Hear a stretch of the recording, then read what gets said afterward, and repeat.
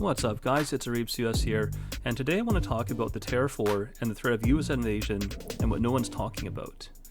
Many people, including those in the Canadian government, are not aware just how vulnerable we are. Although I have tried to explain to some of our officials in the past, today we found ourselves in a most vulnerable position that could cripple us instantly, and no one seems to have thought about it on our end. Would you believe that Canada doesn't have its own internet? Yes, you may have connectivity at home, you may have fiber optic if you're lucky, but Canada's internet is only owned and controlled within Canada. What, would you guess who really owns and controls our internet destiny?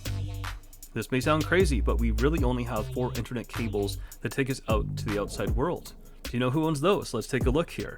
In this picture, we see there's a cable leaving from Vancouver/Victoria here in Canada, goes out to Japan. Google owns it, which of course is a US company. Number 2, we see this picture, there is a cable leaving from Halifax that goes out to Iceland and the UK, which is owned by a company called EXA, another US company. In this picture, we see there is a cable leaving from Newfoundland that goes out to Greenland and Iceland, which again is owned by someone else. It's a Greenland company.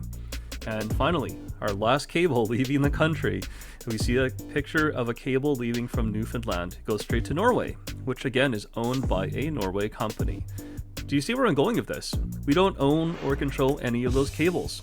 2 of 4 are owned and controlled by the US, and they could be disconnected by US orders immediately. The other 2 are just US vassal states with no true sovereignty and are unable to defend themselves against the USA. Do you think they would risk invasion, sanctions, or other threats from the US if they were told to cut off our internet?